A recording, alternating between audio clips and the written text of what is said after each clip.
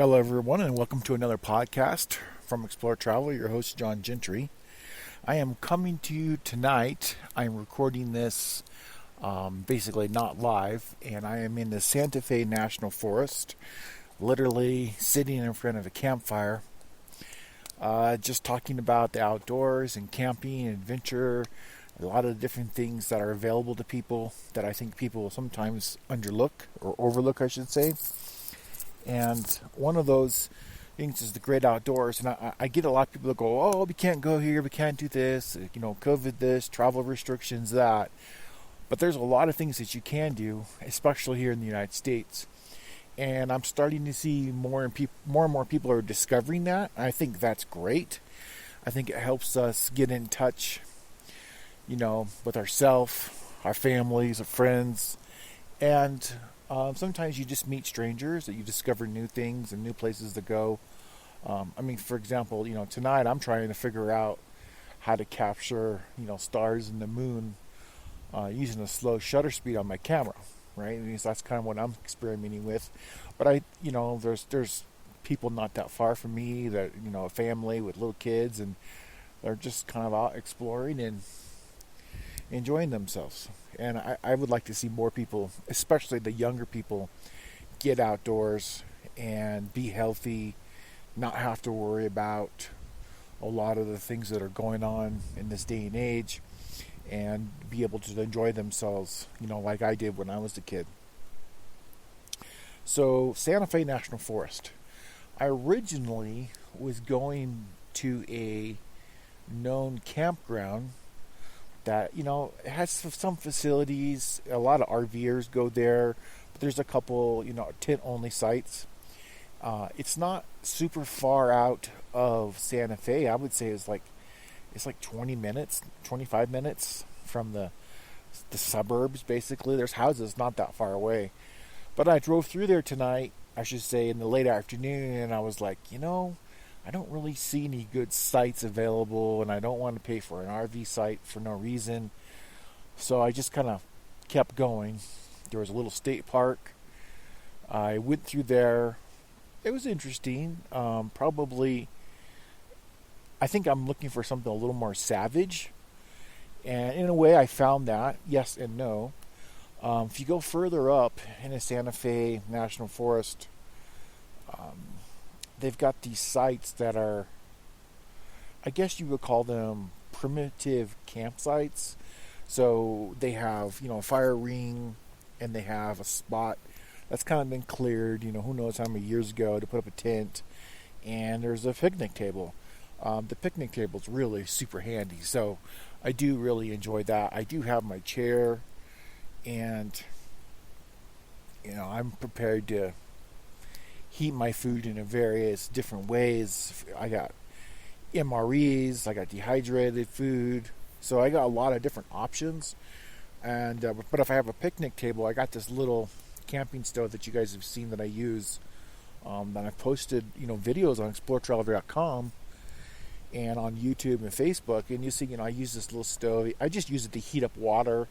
I like, hot tea and hot coffee. That's kind of just my go-to. And then from time to time, I might rehydrate a meal. But that's not always. Sometimes I just don't feel like it. And I've always keep like a can of nuts or a couple granola bars, whatever I'm in the mood for. I don't really eat as much when I'm outside doing adventure stuff as I do at work. For some reason, at work, you feel the need to maybe overconsume, I would say. Just the nature of dealing with everything from, work stress, balancing out, your work life, family balance. That can be very challenging, especially for people with kids in like daycare and stuff like that. So I think that creates some stress. Maybe that stress kind of knocks us off our balance a little bit. And so I found this campground, and I'm out here basically there's 3 other people close by, and I had one bar on my phone, so I kind of just looked it up, and it basically says there's 10 campsites here. I'm not sure where they exist, but and looks like we got 3-4 cars, so I mean, it's not being utilized, which you would think right now, this time of year. I mean, I'm literally looking up. I'm seeing the stars. There's a tiny bit of clouds. Um, there's just the the infrastructure in the United States for outdoors goes back a whole generation. I mean, maybe more, right? President Roosevelt, Teddy Roosevelt, he um, really created the national forest and national parks, and he put that into what we call super speed setup. And then, you go into the days of first major stock crash and the Depression, pre-World War II. There was some,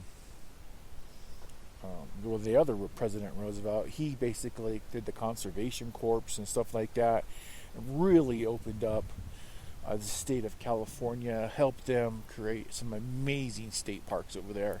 So a lot of times, people they complain about different political systems and different beliefs, and but some of the stuff we've gone through in the past, maybe it's different today than it is then, but not everything that comes out of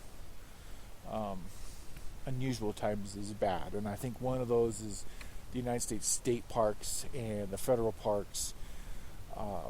The Park Service did kind of an amazing job using tons of labor, young men that were out of work before World War II kicked off. So there was lots of things for them to do, and they did it.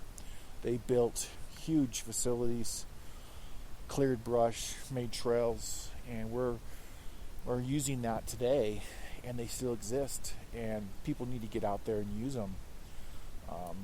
Just from what I've seen so far off of this one road, and I believe it's called 425, there's 3 places within, 15, 20 minutes. One of them's in national park, and it's federal government, and it's got RV sites and tent sites and what they call restrooms, vaulted toilets, I think that's what they call it.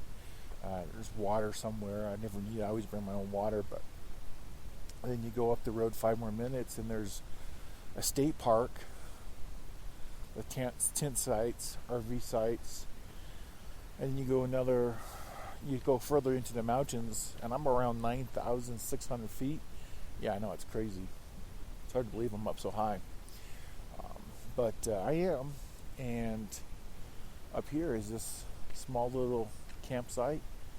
There's, kids enjoying themselves, hearing spooky stories from their parents, and I saw some younger people earlier when I was setting up, coming back from hikes and stuff, because there's supposed to be some really nice overlooked views of the mountains, and I can tell there would be, just looking at the mountains in front of me.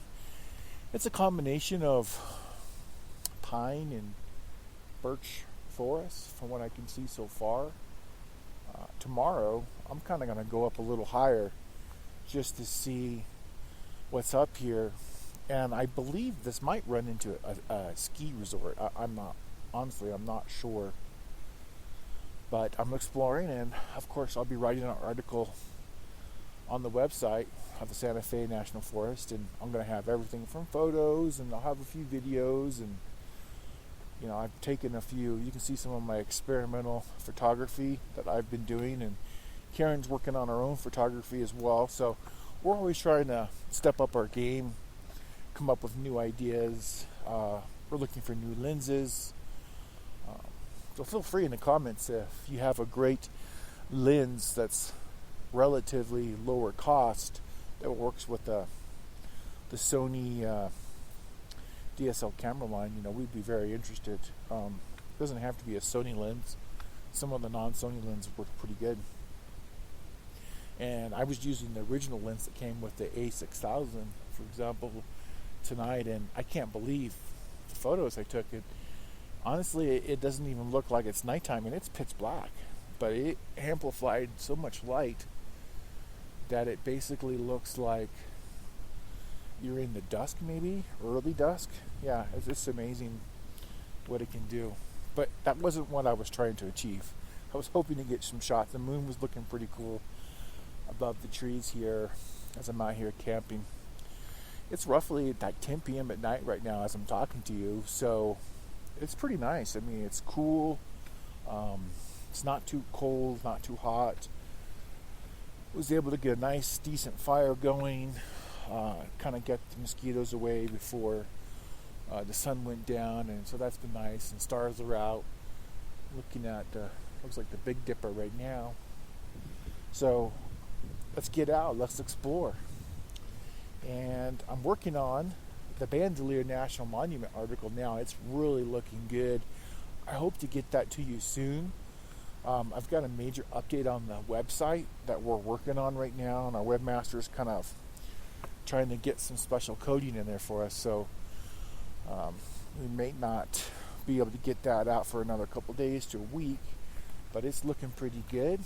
And I've got a video of the main loop trail coming up, and that shows all of the Pueblo, the ancient houses and some of their garden areas. And I climbed all the way to the alcove for all of you and for myself, so I can show you. And for those that want to go and check it out, that's great. And some people that if you can't, you're too far away, or well, it doesn't matter what the reasons. I mean, you could be in Canada. I mean, I hope to get some good video for you, and I'm continuing to add to stuff, especially the Southwest USA collection.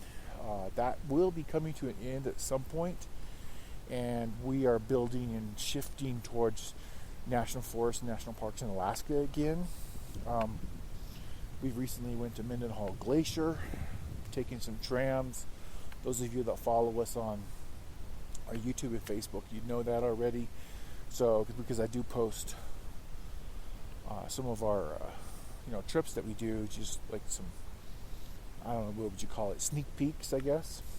And of course, I talk about stuff here in this podcast that I don't obviously talk about in type. So, it helps to kind of have a combination. And the new websites, we're supposed to be integrating the podcast back into the website. We pulled it out because it was slowing down the site so badly that Google was basically penalizing us, and so we needed to get that turned back on. So we're working on that, and I hope to get you some really amazing photos or videos.